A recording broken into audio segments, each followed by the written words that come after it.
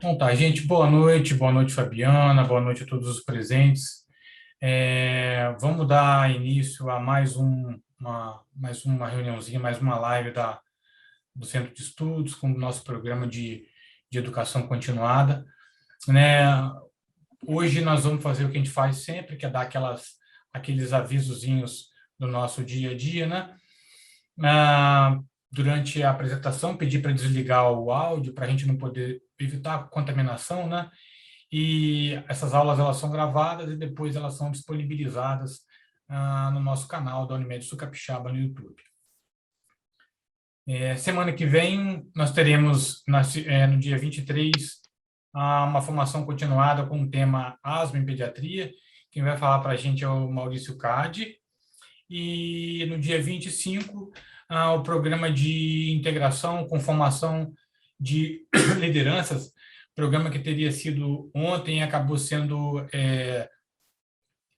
mudado a data para a semana que vem, no dia 25. É importante que a gente compareça, que a gente seja presente, para a gente tomar de tudo, né? Menino, eu sou Nós vamos jovem. falar de um tema bastante interessante, bronquiolite, diretrizes para o diagnóstico e tratamento. Quem vai falar para a gente é a Fabiana Garcia Piovesan Goe, é médica cooperada, pediatra e sempre ajuda a gente aqui que a gente precisa. A Fabiana é muito ativa aqui no Centro de Estudos, muito ativa na nossa cooperativa e é muito bom, ela sempre ajuda a gente.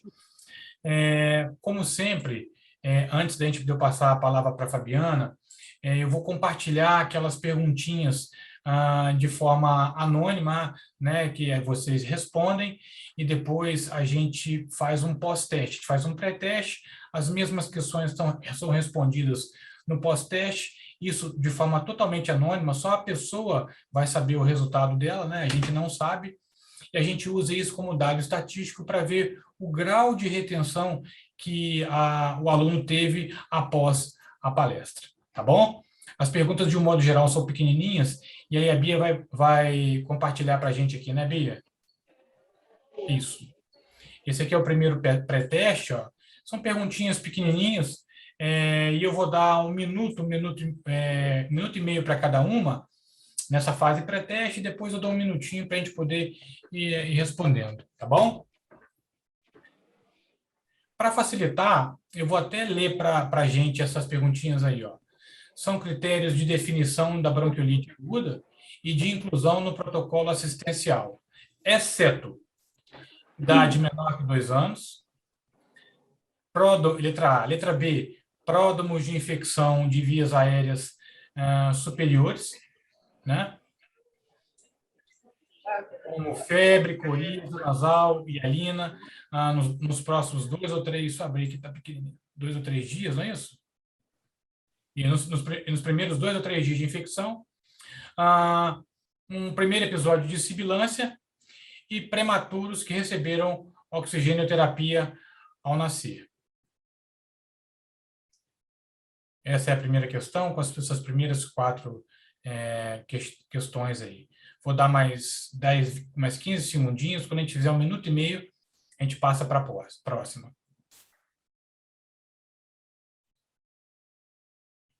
Vamos responder, gente, que é de forma anônima. Isso ajuda muita gente aqui para saber o grau de aprendizado, como é que foram se a ferramenta que a gente está utilizando está servindo para ensinamento, né? Beleza. Vamos passar para a próxima, então? Essa questão número 2, né?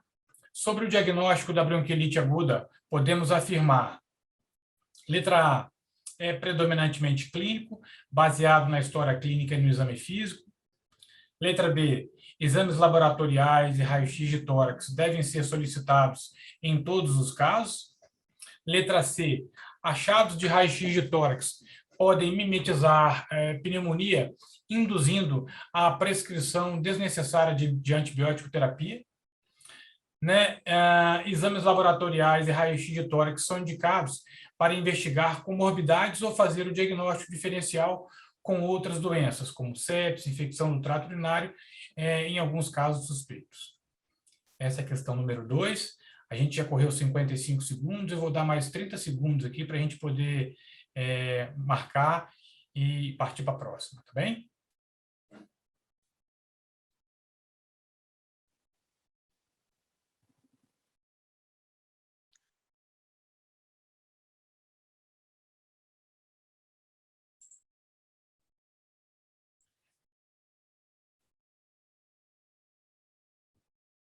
Mais 10 segundos.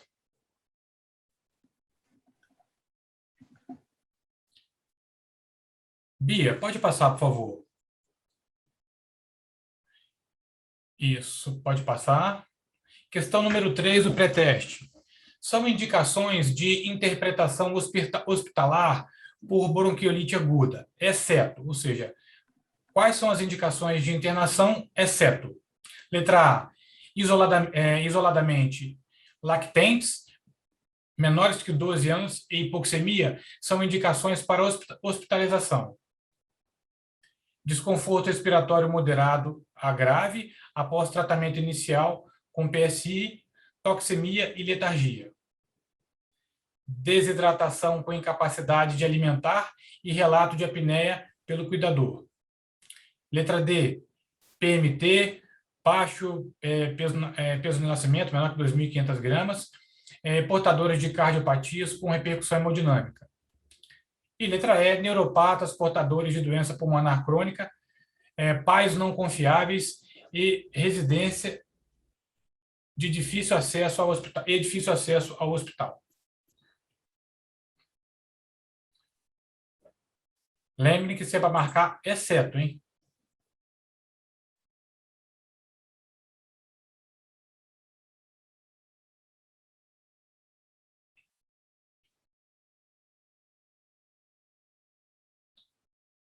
Mais 5 segundos.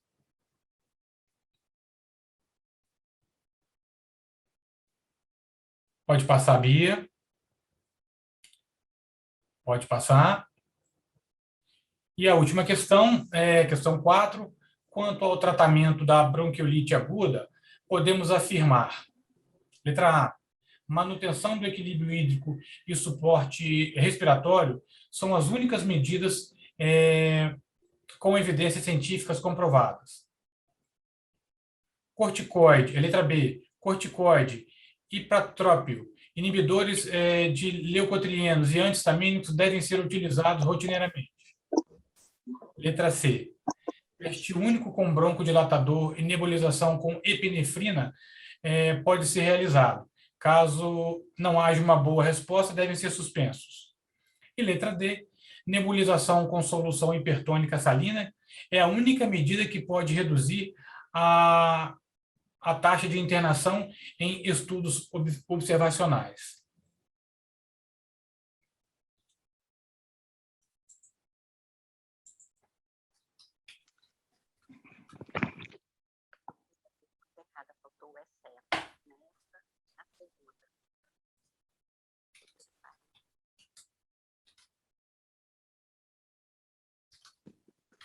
Depois, no final, justifica.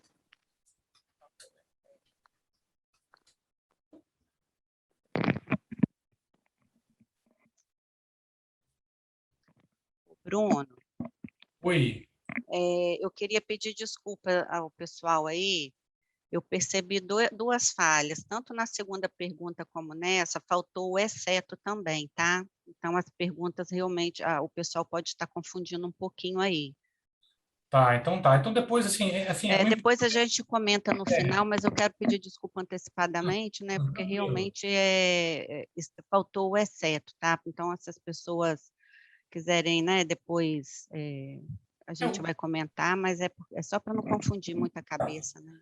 o importante é que o importante é depois a gente conversar e ver isso. E a gente ver o que é. A gente vai fazer o ajuste O certinho. ajuste aí depois, né? Então tá, gente, obrigado, Fabiana. Fica à vontade, por favor. Bia, você compartilha a tela da Fabiana, por favor? Tem que... Peraí.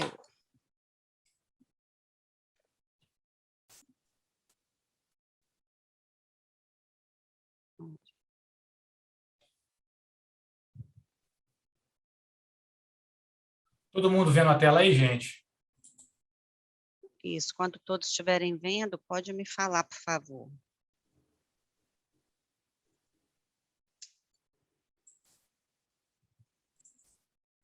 Tá?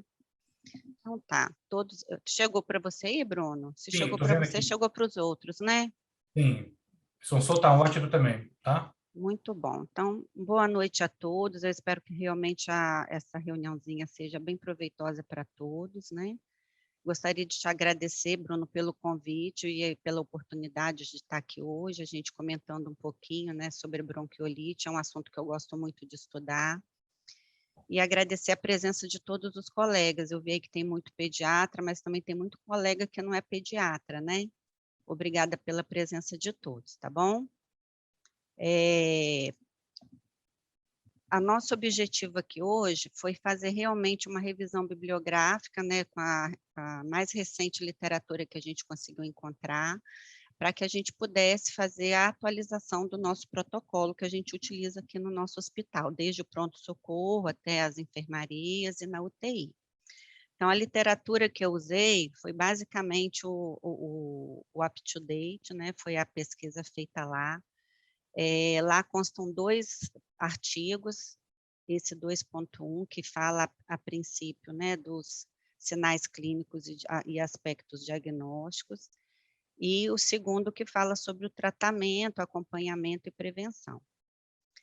Se vocês repararem bem, essa literatura, o UpToDate fez uma revisão, né, bem extensa, até maio de 2021, e a última atualização que precisou de alguma atualização, alguma revisão, foi em março do ano passado, então realmente está uma literatura bem recente. E em relação ao tratamento, a mesma coisa, né? A última atualização que precisou realmente de alguma modificação foi em dezembro do ano passado. Via UpToDate também, né, que é um benefício grande que a Unimed deu para a gente ali no hospital, porque a gente tem acesso a ele a partir de todos os computadores dos recursos próprios. A gente tem também acesso a vários sites, né, importantes relacionados ao assunto. E lá constava o NICE de 2021, né, do National Institute for Clinical Excellence, com as últimas também, os guidelines, né, sobre as condutas aí com a bronquiolite. Em relação à literatura brasileira, o que eu achei de mais recente foi o Jornal de Pediatria, de 2017, com esse bronquiolite viral em neonatos jovens, novas perspectivas, né, para manejo e tratamento.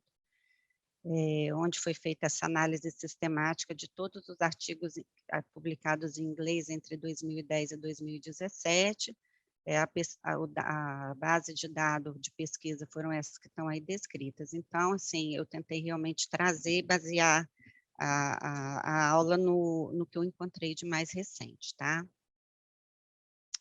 Bom, de uma forma, vamos dar a minha programação é a seguinte, a gente fazer uma revisão de literatura, né, da parte teórica breve, com os pontos mais relevantes para que vão interferir, né, que vão ter importância no nosso poder de decisão frente ao nosso tratamento e diagnóstico, tá? A bronquiolite aguda, ela é importante porque ela é a morbidade muito frequente nos lactentes, né, ou seja, bebês de 29 dias até 2 anos de idade.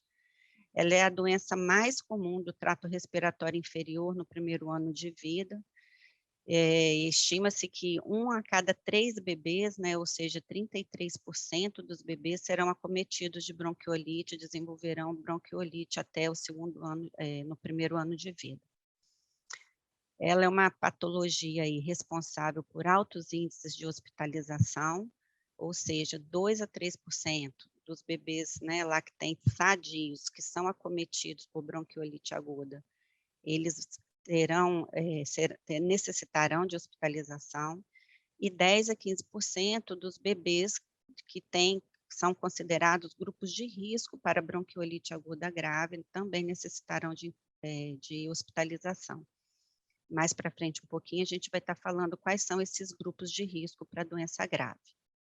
A bronquiolite como causa única, né, sem nada mais associado, é a principal causa de internação em crianças até 1 ano em vários países do mundo.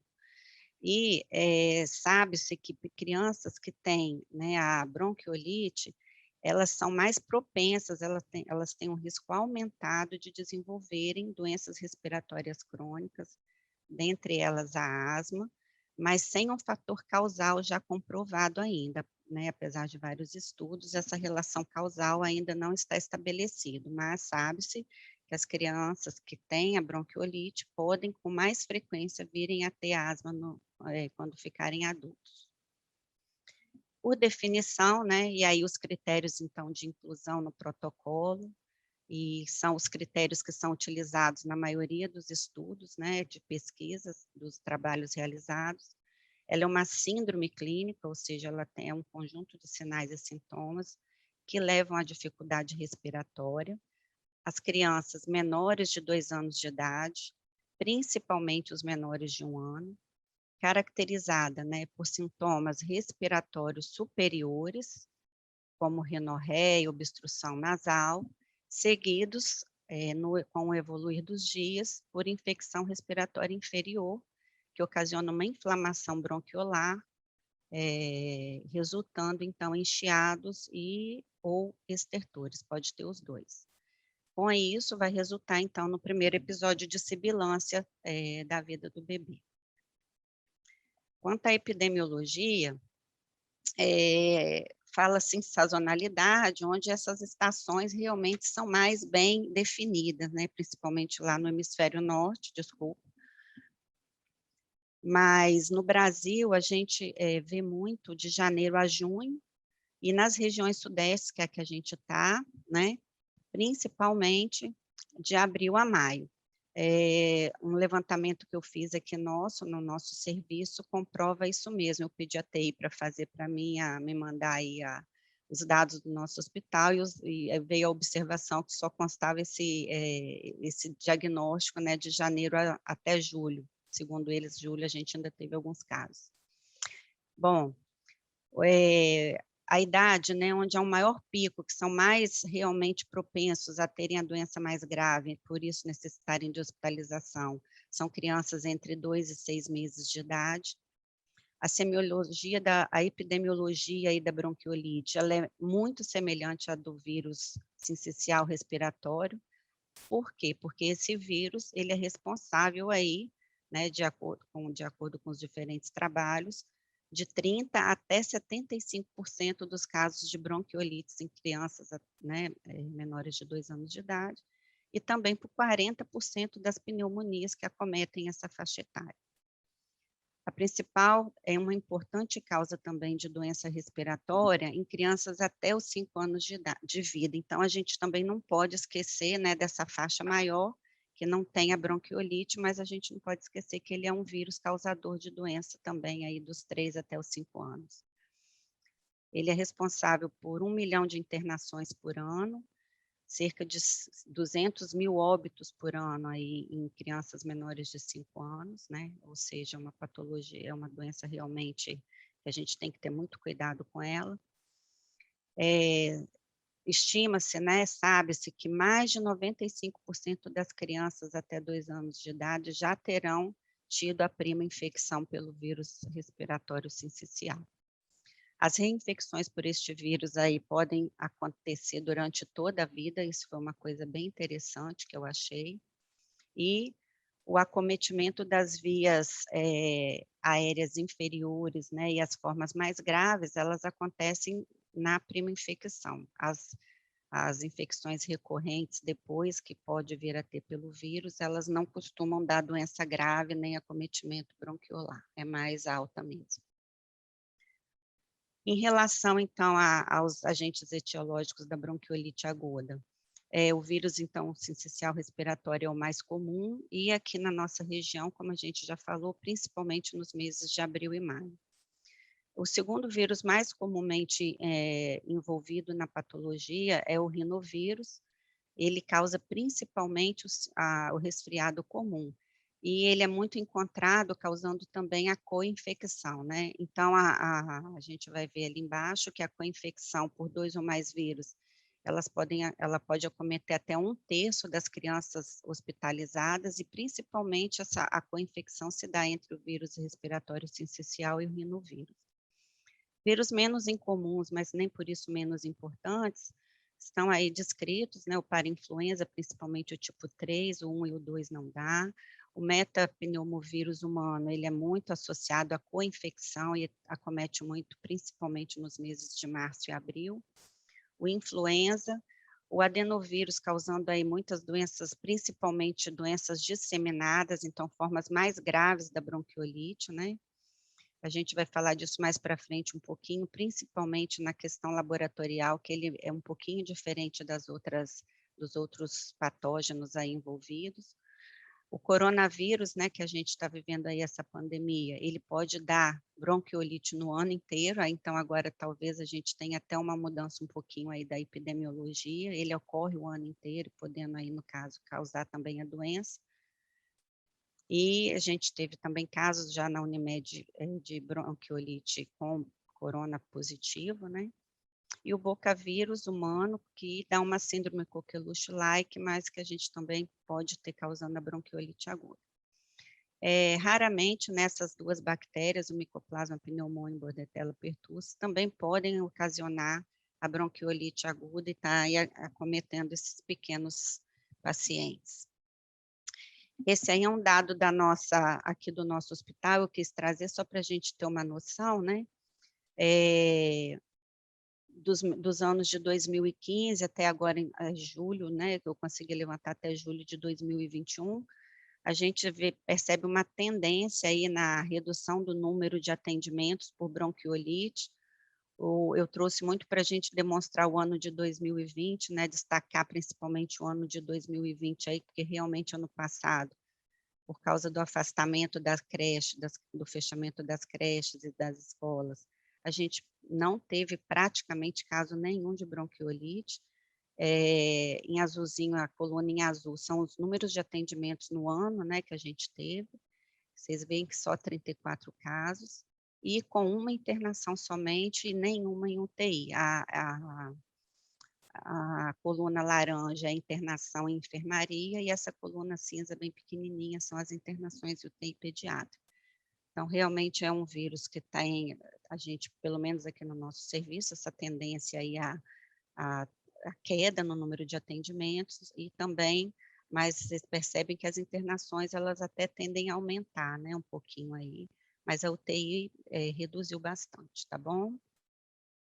Bom, rapidamente, só para a gente lembrar da fisiopatologia, né? Então, os vírus aí acometem os bronquíolos, brônquios e bronquíolos, né? Causando um edema com necrose e proliferação do epitélio bronquiolar, destruição das células epiteliais ciliares, um infiltrado peribronquiolar de linfócitos, plasmócitos e macrófagos, isso causando um edema importante da submucosa e do adventício, uma hipersecreção de muco, ocasionando aí a obstrução de brônquios e bronquíolos, né? E aí, por isso, nós teremos, então, áreas com hiperinsuflação pulmonar e áreas com atelectasias no mesmo pulmão. Bom, em relação à apresentação clínica, então, como é que a gente sabe que a bronquiolite acontece, né? Nos primeiros 3 dias aí, 2, 3 dias, o bebê começa, então, com uma infecção de vias aéreas superiores, apresentando coriza hialina, congestão nasal e uma febre moderada, que geralmente não ultrapassa aí os 38,3. Essa temperatura, ela serve também como diagnóstico diferencial, né, para a gente pensar em infecções associadas ou outras patologias, se elas ultrapassarem principalmente os 39, né? Bronquiolite normalmente não dá febre elevada, tá?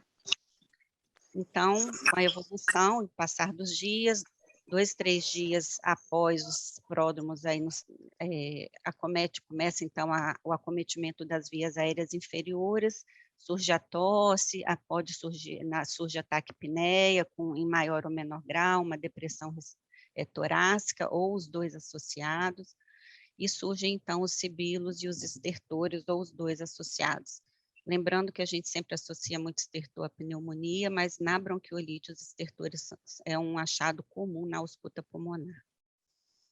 Entre, então, o pico da doença, onde é maior o risco aí de piora clínica e de descompensação respiratória, é realmente do dia 3 ao 5º dia, né? Surgindo, então, taquipneias, tiragens intercostais e subcostais, batimento de aletas nasais, o balanço tóraco-abdominal, pode surgir aí a incapacidade, né, de ingerir de líquidos e se alimentar, e começa a aparecer a dessaturação. Essa dessaturação, ela pode ser só durante o choro, no momento da tosse, quando a criança fica mais agitada, ou pode ficar realmente mais séria e aparecer aí em repouso e durante o sono também. Lembrando que em repouso e no sono já são quadros mais graves. Por que que é importante a gente saber, então, como que a doença evolui, né? Para a gente poder orientar os cuidadores. Se a gente atende esses bebês aí com 1 a 2 dias de doença só, a gente é um bebê menor de 2 anos e que está no primeiro episódio, principalmente os menores de 1 ano, e principalmente os lactentes menores de 6 meses, né? Com seu primeiro episódio de resfriado comum, 1 a 2 dias, chega lá com a gente com uma secreçãozinha transparente no nariz, entupimento, né? Com uma febrezinha baixa, a gente precisa estar alertando essa mãe sobre a possibilidade forte, né, dele vir a evoluir com o desenvolvimento, a evolução para bronquiolite, tá? A gente vai falar disso também mais para frente um pouquinho. Bom, o que é importante a gente saber? Que ela é uma doença autolimitada, né? Independente, muitas vezes, do que a gente fizer, o tempo que ela tiver que durar, ela vai durar, e a gente vai ver do que depende esse tempo. Mas os estudos demonstram, né, que formas leves que fazem tratamento domiciliar podem ter até 28 dias de sintomas, as crianças persistindo com tosse, mas na maioria dos casos, 50% dura uma média de 13 dias, e 90% dos casos a tosse se resolve com 21 dias, tá? Isso aí foi feita a revisão sistemática envolvendo aproximadamente aí 500 crianças. A duração, então, da doença vai depender do quê, né? Da idade de desenvolvimento da criança, em que essa criança está, que ela pegou a doença. Crianças menores, principalmente os lactentes, os menores de 12 semanas, eles tendem a ter doenças mais graves e aí mais duradouras. A gravidade da doença também, doenças mais leves geralmente resolvem-se mais rápidos, e doenças mais graves demora um pouquinho mais, mas como já foi colocado em cima, às vezes pode durar mesmo as formas leves até 28 dias. Condições de risco, de alto risco associadas, que a gente vai estar falando logo a seguir, e o agente etiológico, né? Como a gente já falou, as co-infecções por vírus, elas tendem a dar doenças que duram mais tempo, mais graves. A melhora do padrão respiratório a gente espera a partir do 2º ao 5º dia após o pico da doença, ou seja, lá a partir do 5º, 7º dia de doença até o 10º. Travou. O que houve? Agora foi. Foi 2? Bom, essa tabelinha, né, ela está presente no nosso protocolo, é mais só para a gente poder, no momento lá do atendimento, da rapidez do atendimento, a gente ter certeza da classificação da gravidade da doença. Eu não vou aqui me reter muito nela, mas como que ela funciona, né? Se a gente tem um dos sinais de maior gravidade, a classificação daquela gravidade da crise da bronquiolite vai ser dado pelo sinal de maior gravidade. Então, suponhamos, se a criança está lá na ausculta pulmonar, com diminuição acentuada ou ausência de sons, mas está só de vez em quando agitadinho e chorinho curto, a gente vai considerar mesmo assim essa crise como uma crise grave, tá bom? vai ficar disponível na aula, também está disponível no nosso protocolo, se depois quem quiser dar lida aí com mais atenção e detalhamento, mas foi mesmo só mais para demonstrar aqui que a gente vai classificar em leve, moderado ou grave. Então, né, o tão falado aí fatores de alto risco para uma evolução desfavorável são principalmente, né, a idade menor de 12 semanas, os prematuros, né, abaixo de 30, que nasceram com menos de 36 semanas, bebês nascidos com baixo peso ao nascimento, abaixo de 2,5 kg, portadores de cardiopatia cianogênica ou com repercussão hemodinâmica tendem a ter doenças mais graves, portadores de qualquer comorbidade crônica, né, doenças pulmonares crônicas, como displasia broncopulmonar, fibrose cística, hemoglobinopatias, como anemia falciforme e outras, os neuropatas também, portadores de imunodeficiência, síndrome de Down, defeitos anatômicos de vias aéreas, todas essas, aí a gente precisa ter isso em mente, porque se chegar um bebê com alguma dessas, em alguma dessas situações e com displasia com a bronquiolite, a gente realmente tem que ficar mais atento e cogitar a possibilidade aí de uma evolução desfavorável e possível internação, dependendo da fase da doença em que essa criança estiver. Quais são os fatores sociais que, quando presentes também, nos alertam para uma evolução desfavorável dessa bronquiolite, né? O fumo passivo, ou seja, ter um fumante dentro de casa, aglomeração domiciliar, né?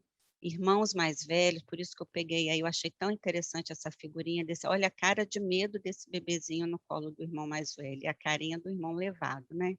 Então, para fixar bem que irmãos mais velhos que frequentam a escola, eles trazem para casa mesmo os vírus, e aí os bebês estão mais suscetíveis, os irmãos mais novos sempre adoecem mais precocemente, em um maior número de vezes do que o primeiro filho. Bebês que frequentam creche ou institucionalizados, né? A gemelaridade e nascer aí 2 meses antes do início da epidemia, né? De abril, maio, também predispõe, porque na época de maior prevalência do vírus, o bebê vai estar aí com 12 semanas de vida, menor de 12 semanas, e aí tendo maior chance de ter uma evolução, realmente uma doença mais grave. Quais são as principais complicações da bronquiolite, né?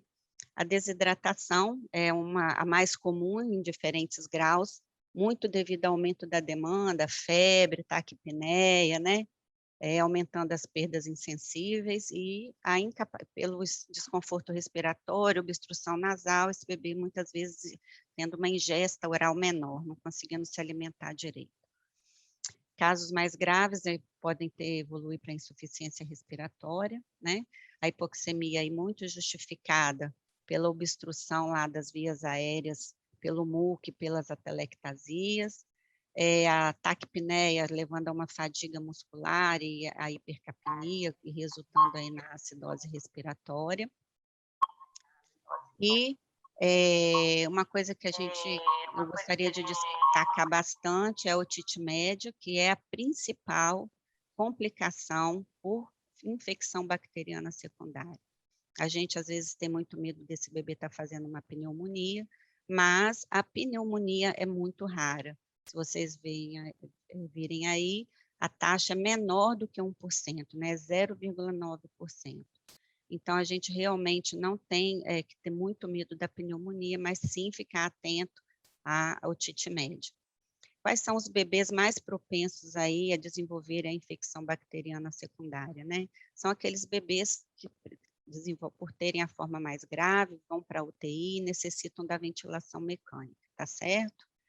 Os outros casos moderados, realmente vai ser baixa incidência.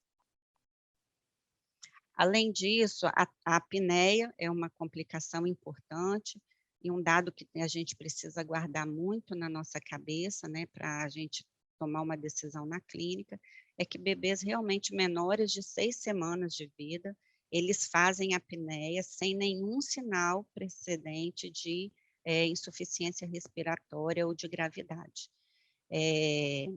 essa apneia também, ela não tem relação com nenhum dos, não tem, assim, comprovada nenhuma etiologia que é mais provável de acontecer pelo vírus sincicial, pelo adenovírus, nada disso. E, tendo a apneia, né, havendo o relato da apneia, ou a gente verificando durante o nosso exame físico, o nosso atendimento à apneia, a gente precisa saber que esses bebês, eles têm uma maior chance, quase, né, grande mesmo, de evoluir para insuficiência respiratória e ventilação mecânica. Então, a apneia é mandatório, crianças que fizeram apneia, a gente está internando essas crianças. E se a gente for perguntar, né, quem são as crianças, então, que têm aí um maior risco para desenvolverem apneia? Principalmente os bebês menores de 8 semanas. Se forem prematuros, a gente tem que levar até na idade gestacional corrigida de 8 semanas, né? Aqueles bebês que a gente às vezes não vê durante o atendimento, mas que o cuidador, os pais, né, relataram que teve um episódio de apneia em casa, a gente tem que acreditar, levar isso em consideração, isso é muito importante. Bebês que na admissão, né, chegam taquipneicos ou bradipneicos, então uma frequência respiratória aí maior de 70 ou menor de 30, e bebês que também na admissão já chegam com uma saturação menor de 90%. Esses, então, são os bebês de maior risco para virem a evoluir com apneia e, consequentemente, insuficiência respiratória e necessidade de ventilação mecânica. A outra complicação, né, descrita, é a pneumonia por aspiração, principalmente aqueles bebês que estão fadigados, bem cansadinhos, taquipneia com desconforto respiratório importante, e que a família tenta aí ficar alimentando o bebê, né, por via oral. O diagnóstico, então, né, predominantemente clínico, se a gente tem, nós já falamos, né, frisamos bastante os critérios de inclusão e a evolução clínica da doença, mas é basicamente com a história e o exame físico.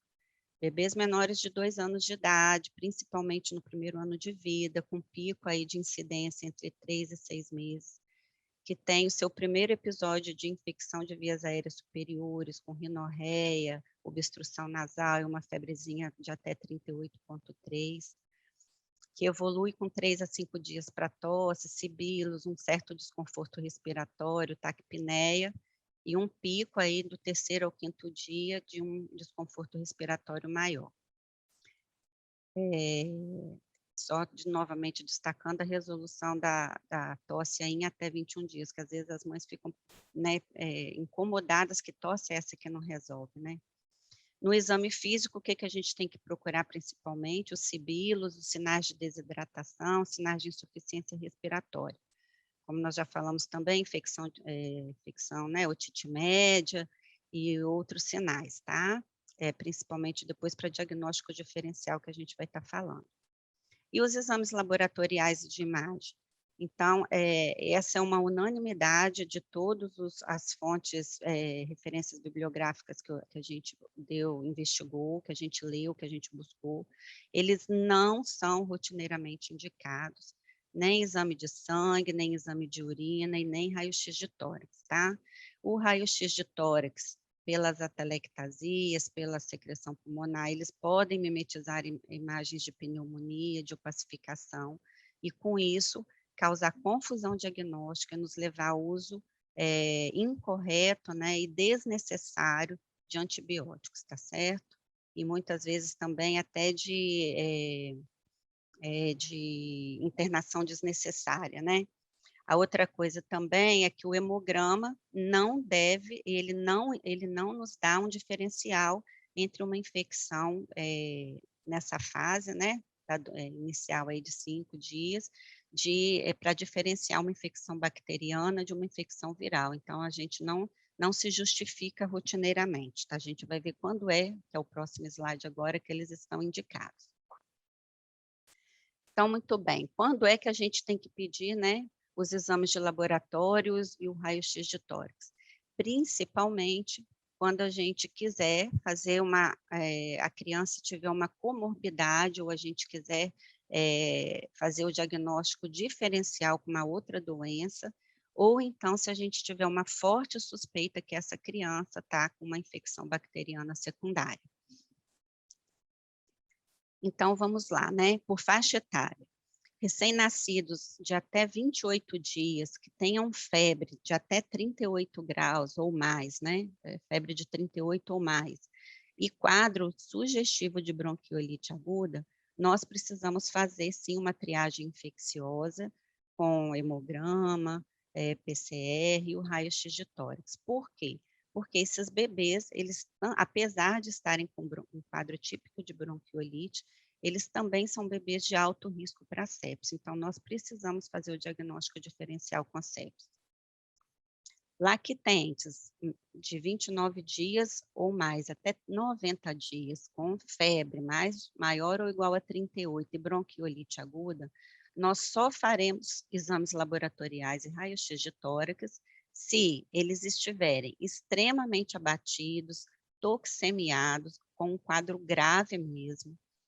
Se a gente verificar que ele não tem uma imunização completa contra o Streptococcus e o Haemophilus influenza B, pelo alto risco deles estarem fazendo sepse por esses agentes, ou se eles apresentarem uma clínica típica de infecção urinária, ou se eles tiverem fatores de risco para a infecção bacteriana secundária. E aí entra, então, a neuropatas, aí entra imunodeficientes, né, todos aqueles que a gente já sabe. Dos demais bebês de 29 a 90 dias, se não tiverem com nenhum desses sintomas, nenhuma dessas clínicas, nenhuma dessas condições, nós não devemos fazer exames de rotina, porque eles realmente não têm nenhum benefício. A gente estressa mais o bebê furando, manipulando esses bebês, eles choram mais, piora a obstrução nasal, piora o desconforto respiratório e a dessaturação. A gente precisa lembrar que uma premissa de manuseio do bebê, de tratamento da bronquiolite aguda é realmente o mínimo manuseio do bebê. Então, na bronquiolite, o menos é mais. E aí um dado também, né, das pesquisas e dos levantamentos, lembrando que bacteremia, meningite e infecção urinária associadas à bronquiolite é menos de 1 a 2% dos casos. Então, realmente, a gente não tem aí motivo plausível para ficar fazendo exames rotineiramente nesses bebês, né, previamente rígidos, sem nenhuma comorbidade. Bom, crianças, então, de qualquer idade que evoluam com um curso incomum de bronquiolite, né, que não é dentro do que a gente está esperando, aqueles casos graves de bronquiolite, principalmente os que vão para a UTI, eles realmente vão precisar, sim, dos exames, até para a gente avaliar e descartar as outras patologias e equilibrar aí o bebê, certo? Então, alguns exames, hemograma, hemocultura, gasometria, o raio-x de tórax. Bom, o raio-x, então, o que o raio-x vai mostrar para a gente? Eu aqui só descrevi, ao final da apresentação, o Dr. Bruno trouxe algumas imagens radiológicas para a gente, ele vai estar demonstrando para a gente melhor, né, como especialista, aí, essas alterações. Eu realmente não consegui imagem que tivesse boa o suficiente para estar incluindo aqui nos meus slides, eu peço desculpa, mas principalmente aí a retificação dos arcos costais, uma hiperinsuflação pulmonar com uma hipertransparência, áreas, então, de atelectasias, o aumento da trama brônquica, a retificação do diafragma, broncogramas aéreos podem ser encontrados, principalmente quando tem o padrão, né, de infiltrado intersticial, infiltrados também de baixa densidade com um discreto espessamento pleural. O Dr. Bruno vai estar, então, demonstrando para a gente depois essas alterações. E o perfil virológico, né? O COVID veio para mudar tudo, então, rotineiramente, o perfil virológico completo, ele não está indicado.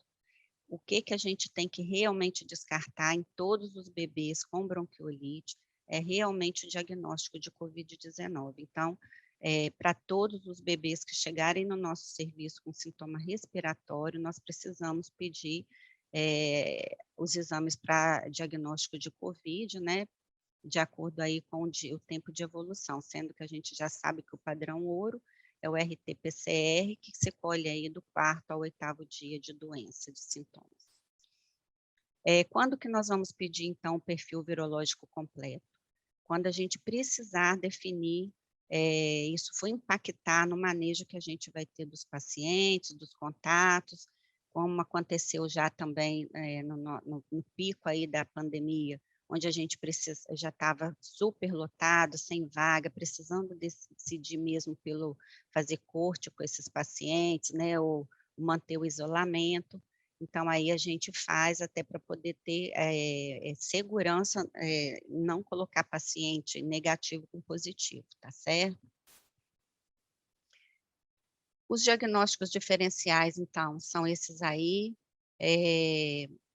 Lembrando que, apesar de todos terem clínica bem específica, né, a gente sabe que em medicina nem sempre nem nunca, então a maioria das doenças realmente podem cursar com sibilo, com desconforto respiratório, e a gente precisa buscar sempre o algo a mais para a gente estar dando o nosso diagnóstico diferencial.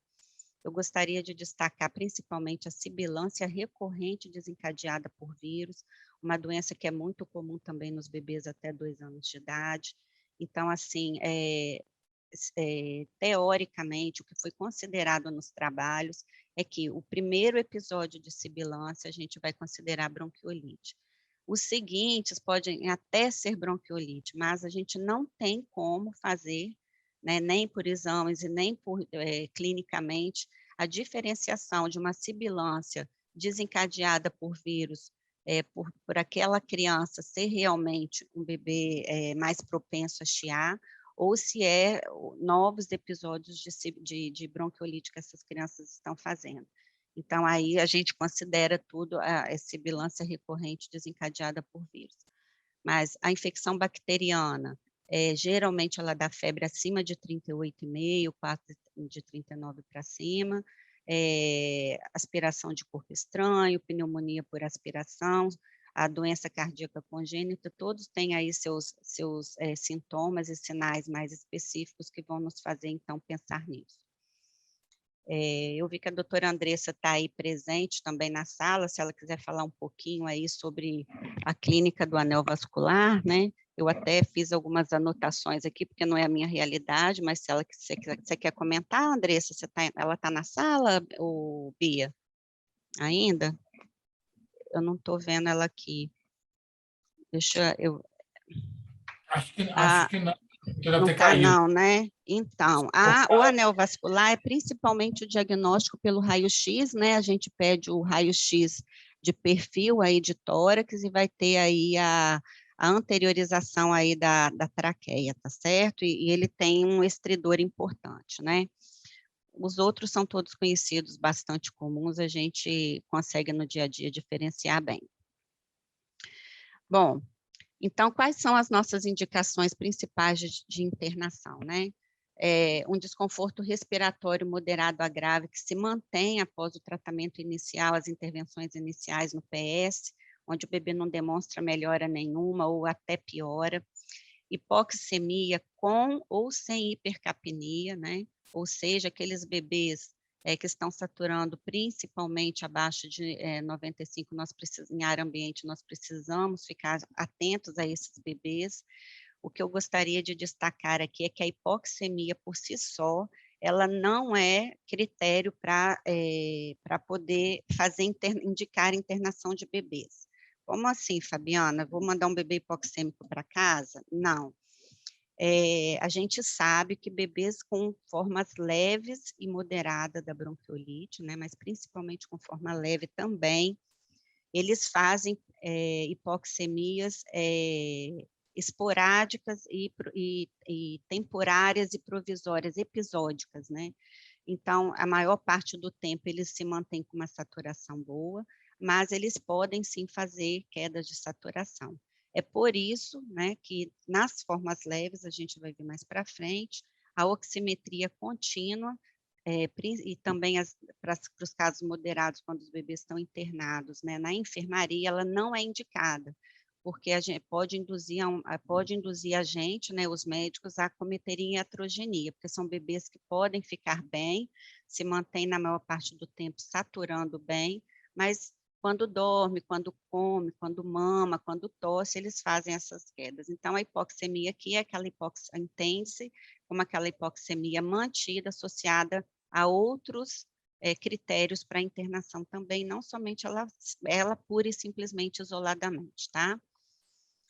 Bebês, como nós já falamos, toxemiados, com importante abatimento e letárgicos, bebês desidratados, né, que chegaram desidratados, mesmo após nós fazermos a hidratação no pronto-socorro, se eles mantiverem aí sinais de má perfusão periférica, ou se mantiverem hipoxemiados e com desconforto, a gente deve sim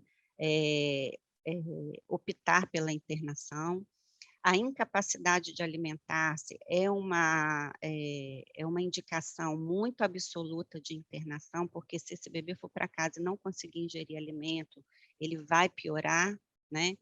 O relato de apneia, como eu já comentei também, não precisa a gente ver se o pai ou a mãe ou quem cuida da criança relatar que o bebê parou em algum momento de respirar, mesmo que seja pouquinho, a gente precisa considerar isso, e isso é um critério também absoluto de internação, porque esse bebê tem grande chance, como a gente já viu, de evoluir para insuficiência respiratória.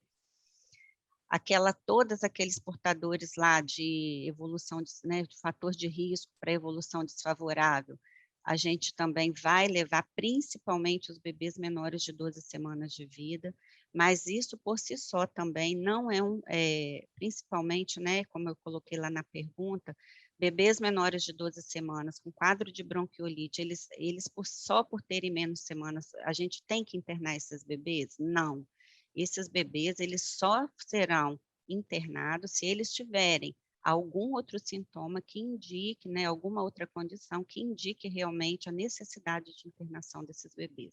Se eles estiverem com a forma leve, já estiverem no 4º, 5º, 6º dia de evolução e não estiverem desconfortáveis, a gente pode realmente dar alta para esse bebê, fazer tratamento domiciliar e garantir, né, que essa mãe vai voltar para, lógico, se ela puder voltar para reavaliação, seja com pediatra assistente ou então no pronto atendimento.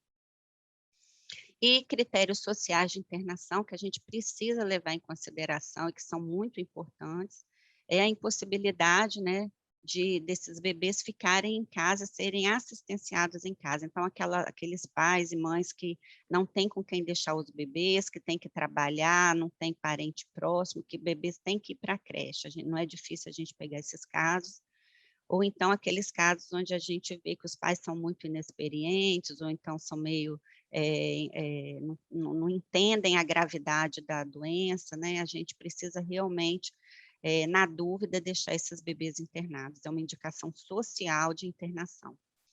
No nosso município também, no nosso serviço, uma realidade, são esses bebês que moram, né, longe do hospital, que o acesso ao hospital é difícil, então, do interior, de outros municípios, onde não vai ter um pediatra de plantão na cidade, a gente precisa também considerar a internação desses bebês que estejam um pouquinho, com desconforto um pouquinho mais importante. Então, como eu já tinha falado lá em cima em relação à hipoxemia, a oximetria contínua, ela pode induzir a iatrogenia, levando a gente a fornecer oxigênio excessivamente para esses bebês, pode indicar internação sem necessidade, né? E a idade menor de 12 semanas, que eu acabei de comentar, que por si só não é uma indicação aí para hospitalização, se o bebê já estiver aí com mais dias de doença e mais equilibrados e sem sinais importantes de desconforto respiratório, conseguindo se alimentar.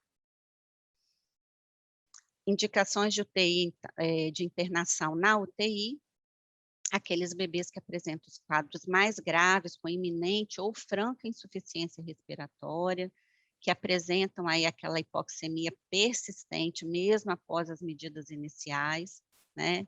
Então, saturação, a gente vai considerar isso pelo menor que 93%, de bebês que estejam em oxigênio-terapia, bebês que evoluam com pneumotórax, pneumomediastino, atelectasia importante, que apresentem aí apneia ou uma respiração irregular ou sinais de exaustão, né, de musculatura acessória e respiratória, e aqueles bebês que já apresentem aí sinais de sepse.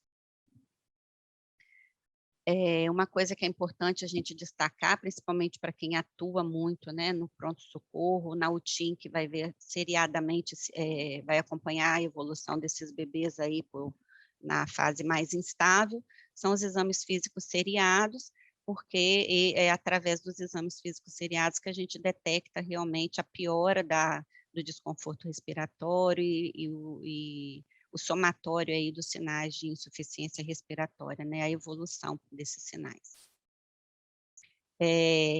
Baseado, então, em tudo que a gente falou anteriormente, né, vem, então, aí o nosso tratamento, muito do que está aqui é o que também já está no nosso protocolo, depois a gente vai demonstrar aqui o nosso protocolo.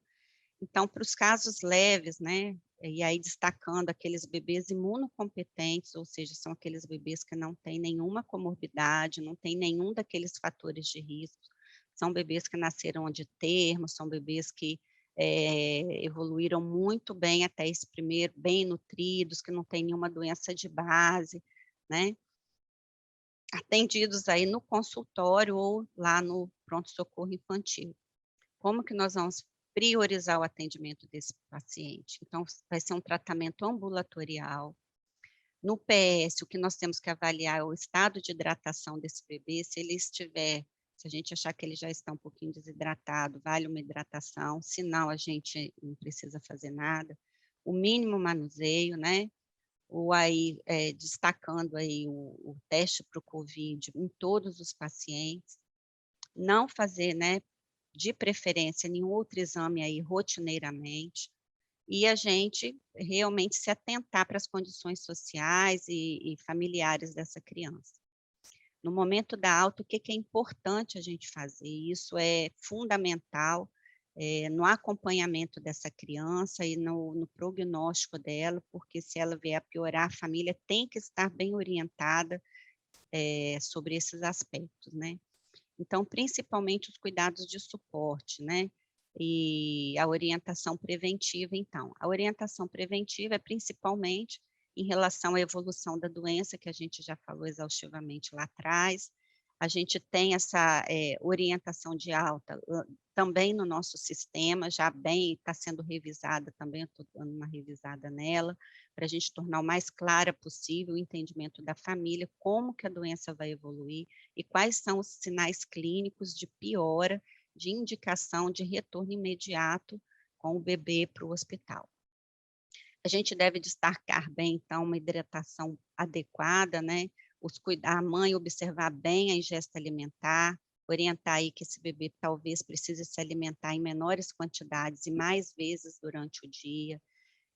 A questão do alívio da obstrução nasal, a gente ensinar aí mesmo como a mãe utilizar, fazer a lavagem nasal e a técnica de aspiração nasal, no UpToDate aí, no artigo do UpToDate, ele frisa muito que a gente precisa fazer aspiração nasal suave nessas crianças, somente mesmo na câmara anterior do nariz, né, a gente não fazer aspirações agressivas.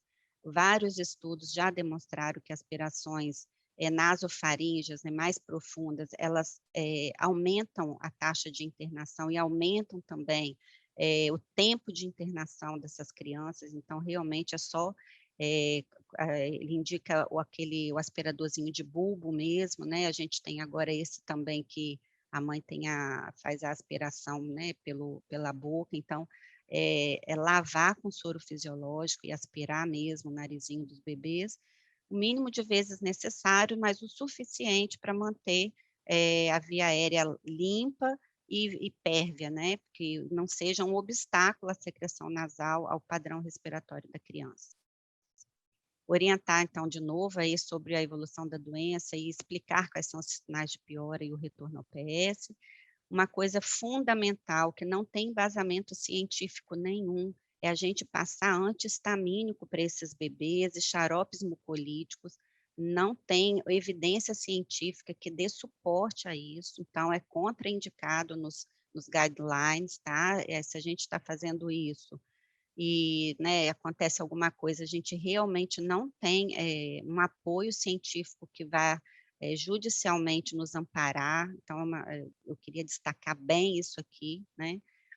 E a gente orientar, né, a uma realidade, prevenção de infecção respiratória secundária, que é com a lavagem nasal, porque a gente já viu que a principal infecção secundária é a otite média, mas principalmente o isolamento social, até que se tenha o diagnóstico aí do RT-PCR COVID, orientando principalmente essas mães que realmente elas não podem estar enviando esses bebês para a creche, para os hotéisinhos da vida, né? Que elas, infelizmente, pressionadas aí pelo fato de trabalharem fora, muitas vezes meio que se sentem obrigadas a deixarem os bebês lá, mas que realmente não tem indicação. E uma coisa fundamental é a gente, dependendo da idade do bebê, bebezinhos mais novos, principalmente abaixo de 12 semanas, ou 8 semanas lá, pelo risco da apneia, que sejam reavaliados em 24 horas, e aqueles bebês mais velhos, que já estejam aí mais avançados, com mais dias de evolução de doença, em até 72 horas. Orientar a mãe, né, que o ideal é que ela procure o pediatra assistente da criança, e que, se possível, também nós do pronto-socorro, que a gente envie, né, um resuminho para o colega, falando das condições clínicas que esse bebê chegou no pronto-socorro e as condições clínicas que isso é uma coisa importante, a gente registrar no nosso prontuário as condições clínicas de alta desse bebê, como que a gente está dando alta para esse bebê, né? E mandar esse resumo para o colega para que ele possa realmente avaliar a evolução da doença desse bebê no consultório. Aquelas crianças cujas mães não conseguirem o atendimento no consultório do pediatra, então retornarem ao nosso serviço. E aí fica uma grande pergunta, né, que a minha medicação particularmente de escolha, que eu gosto demais, mas que a literatura contraindica, ela fala que realmente não há um suporte científico, com evidência científica de qualidade, de alta qualidade, é a nebulização com a solução salina hipertônica, né? Isso a gente vai pôr em discussão mais no finalzinho da aula, eu acho que é o principal ponto aí para a gente estar discutindo. O que o UpToDate mostra para a gente? Que em 2015 foi feita aí uma revisão sistemática, né, com muitos estudos randomizados, e os únicos estudos, né, que demonstraram que a nebulização com a solução salina hipertônica, o benefício dela é reduzir a taxa de internação dos bebês, foram os estudos observacionais, né? Não tem nada de duplo cego, nada de estudo de alta evidência, de qualidade de alta evidência. Então, eles colocam como evidência de baixa qualidade, mas de todas as medicações que são estudadas, realmente a única que demonstrou esse benefício é a nebulização aí com a solução salina hipertônica, né, com cloreto de sódio a 3%.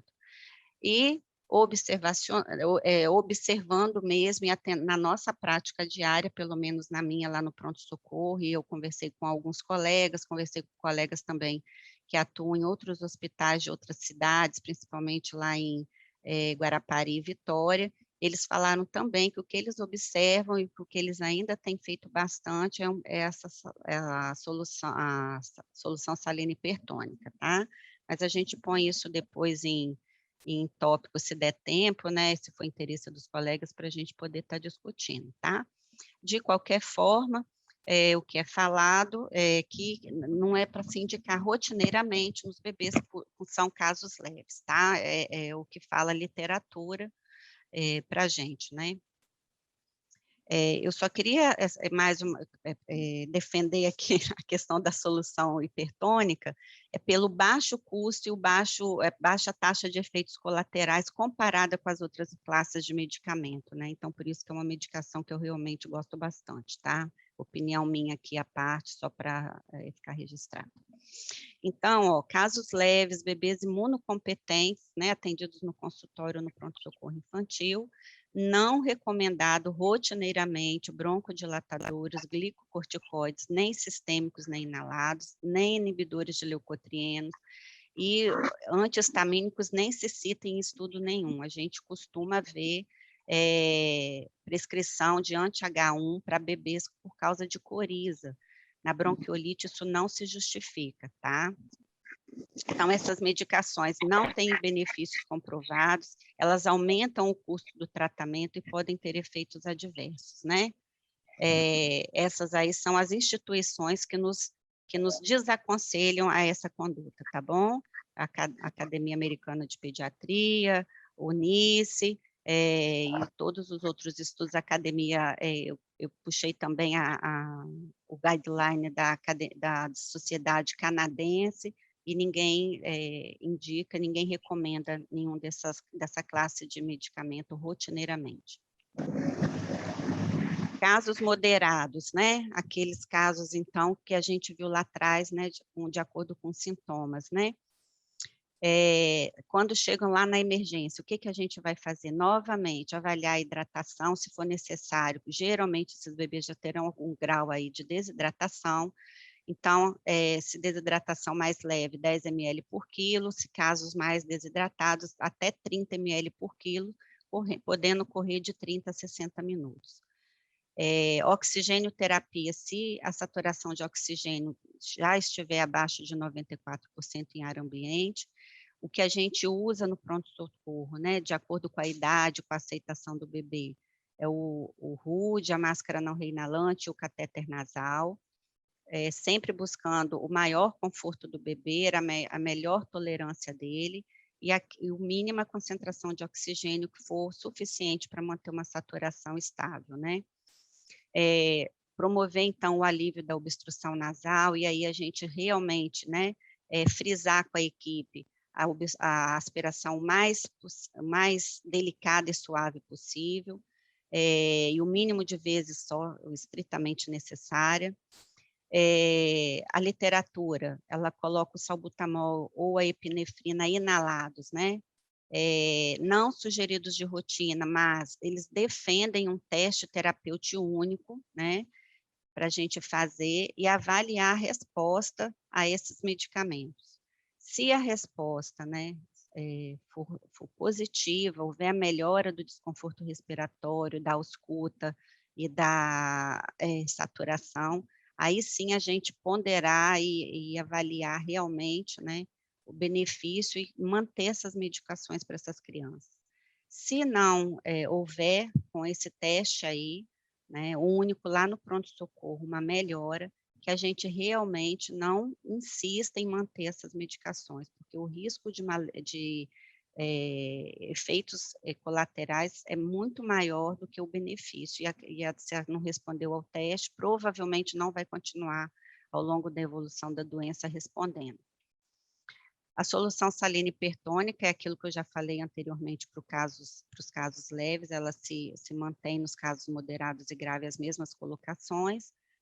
E, mais uma vez, glicocorticoides, eu gostaria de destacar isso, não é nível de evidência A, ou seja, o mais forte dos níveis de evidência, de que não devem ser utilizados rotineiramente, né? E o ipratrópio é nível de evidência B, então a gente não deve, né, estar indicando esses remédios para bronquiolite. Os bebês, então, moderados, né, casos moderados, que vão ser internados na enfermaria, e lá o que nós temos que nos preocupar com eles? Com o equilíbrio hídrico deles, então manter uma hidratação, sempre atentos a não hiperidratar esses bebês. A gente precisa ter em mente, né, que os casos, alguns bebês podem evoluir com a secreção inapropriada do hormônio antidiurético e fazerem retenção hídrica, então o recomendado aí é um torno de 60% da taxa de Holiday, né, para a taxa básica, levando em consideração, né, o quanto que esse bebê está conseguindo se alimentar, dividir aí a alimentação desse bebê em porções menores, pequenas, né, e às vezes um pouquinho mais frequentes. Eles citam também, né, se a gente não conseguir fazer hidratação por via oral, a gente avaliar a sonda gástrica, ou orogástrica ou nasogástrica. A gente manter, mesmo na enfermaria, um balanço hídrico rigoroso, então a gente realmente solicitar a aferição aí da dosagem da diurese, né, e anotar para a gente calcular o débito urinário. E se atentar aí para sobrecarga hídrica, pelo risco de congestão pulmonar, e já está comprovado que crianças hiperidratadas vão ter piores desfechos. Em relação ao suporte respiratório, então a aspiração nasal, não vou mais voltar nela, aspirações suaves, né, mais anteriores, mais só realmente bem superficiais ali. Um oxigênio suplementar suficiente para manter uma saturação entre 90 e 92, não precisa ser muito mais do que isso, usando aí, então, os 3 dispositivos que a gente já usou lá no pronto-socorro. Quando for casos, né, de crianças cardiopatas, broncodisplásicas ou prematuros, que a gente for evoluir para o desmame do oxigênio, a gente tem que ir com bastante cautela com esses bebês, porque eles podem realmente piorar devido à sua condição basal. E a nebulização, então, né, de medicamento, a nebulização com a solução salina hipertônica, o salbutamol e a nebulização com a epinefrina, só se realmente houver uma resposta positiva ao teste terapêutico, à conduta inicial lá no pronto-socorro. Antibióticos, somente se houver uma evidência de infecção bacteriana associada, mesmo se houver suspeita de COVID, não está indicado o uso de antibiótico, né, de azitromicina. Oseltamivir, a gente vai usar de acordo com as indicações do protocolo do Ministério da Saúde para o oseltamivir. Então, eu até fiz um resuminho rápido aí só para a gente relembrar. Todo paciente com sintomas com síndrome gripal, que tenham condições e fatores de risco para complicações, independente da sua situação vacinal para o influenza, e que tenham ou não o diagnóstico confirmado de influenza. O que se sabe é que, se o oseltamivir for começado, né, nas primeiras 48 horas do início dos sintomas, ele promove a menor duração dos sintomas e menor índice de complicações da doença. Já aqueles pacientes que apresentam quadros graves, né, de uma síndrome gripal grave, eles terão benefícios independente do tempo de início do oseltamivir. Então, a gente precisa ponderar realmente, né, naqueles pacientes de fatores de risco, o uso do oseltamivir. Bebês rígidos, eles não se justificam, tá? O mínimo manuseio, né, então a fisioterapia, nos casos rotineiros de beber previamente rígidos, ela não está recomendada, tá? Quando é que nós vamos indicar fisioterapia? Apenas naqueles bebês que têm uma condição de base, uma comorbidade, que leve à retenção ou à incapacidade de tossir ou à retenção de secreção brônquica. Então, pacientes neuropatas, né, com atrofia muscular, com traqueomalácia, com fibrose cística, aí sim, esses bebês a gente deve, né, mais por causa da doença de base do que pela bronquiolite, indicar fisioterapia. Nos demais portadores de né, se tiver traqueostomia, alguma coisa assim. Mas nos demais bebês, a gente realmente não deve indicar. Deixar o bebê quietinho, no colinho da mãe, quanto mais quietinho esse bebê ficar, melhor. A oximetria, para os casos moderados, a gente vai deixar ela intermitente, né? A gente determina lá se a gente quer de 4 em 4 horas ou de 6 em 6 horas, dependendo aí das condições clínicas do bebê. E fazer o PCR, né? RT-PCR COVID para todos os pacientes também. Na nossa atual realidade, isso é imperativo. Os outros exames, né, hemograma, raio-x de tórax e PCR, gasometria, a gente só vai fazer, como anteriormente já foi citado, se a gente quiser realmente descartar por causa da comorbidade, fazer um diagnóstico diferencial, ou naqueles bebês que estão com uma evolução não esperada, fora do esperado, né? Os casos graves, aqueles bebês, então, que vão para a UTIM, é basicamente o mesmo tratamento do bebê moderado, de casos moderados, com algumas ressalvas, né? A gente tem que avaliar se vai precisar manter em dieta zero, a gente vai, né, manter novamente aí o balanço hídrico rigoroso, lá já é feito rotineiramente mesmo de todos os bebês, o cuidado com a aspiração nasal. Eu vou querer destacar antibióticos também, só se houver infecção bacteriana associada, ou oseltamivir, tudo do mesmo jeito. O que eu gostaria de destacar aqui nos pacientes, então, que vão para a UTIM, é realmente a novidade que a gente tem no nosso hospital, que veio com o COVID, né, e que agora a gente vai ampliar para a pediatria, que é a oxigenoterapia com a cânula nasal de alto fluxo, umidificada e aquecida, né, e a pressão positiva contínua das vias aéreas que a gente já tem. Então, mais para frente um pouquinho, eu vou detalhar um pouquinho melhor, mas a indicação então, aqueles bebês que estão falhando aí, mostrando que não estão respondendo bem à oxigenoterapia padrão, com RUD, com catéter nasal ou com a máscara não reinalante, a gente, antes de já avançar com esses bebês para uma intubação orotraqueal, a gente realmente lançar a mão do catéter de alto fluxo, que agora é uma realidade na nossa instituição. Fisioterapia respiratória, a doutora Natália até pediu que eu realmente frisasse de novo aqui, né, para os bebês aí da UTIM também, principalmente aqueles bebês que têm distúrbios neuromusculares, fibroses císticas, doenças que vão fazer a retenção de secreção ou a incapacidade da tosse, tá bom? Crianças previamente saudáveis não têm evidência científica de melhora da condição, de redução de tempo de internação, de evitar intubação, de evitar piora do desconforto respiratório por causa da fisioterapia. Nesses bebês também, o diferencial é que eles estarão, por serem mais graves, né, com oximetria e monitorização contínuas, e eles sim têm indicação, além do RT-PCR COVID, dos exames aí para realmente avaliar o seu estado clínico, né, a gasometria arterial, hemograma, PCR, hemocultura, raio-x de tórax, íons, tudo de acordo com cada caso clínico aí. Não é um pacotão, mas avaliando individualmente cada condição. A solução salina hipertônica, o salbutamol e a epinefrina, como nos demais, nos casos moderados, serão também de acordo com a resposta inicial, não tendo uma resposta positiva, né?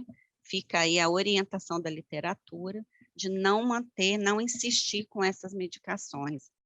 Eu achei muito interessante que, principalmente o protocolo lá da Sociedade de Pediatria do Canadá, eles nem citam isso, eles têm um fluxograma que eles nem citam realmente essas medicações, é basicamente suporte de oxigênio e hidratação e manejo de suporte para essas crianças.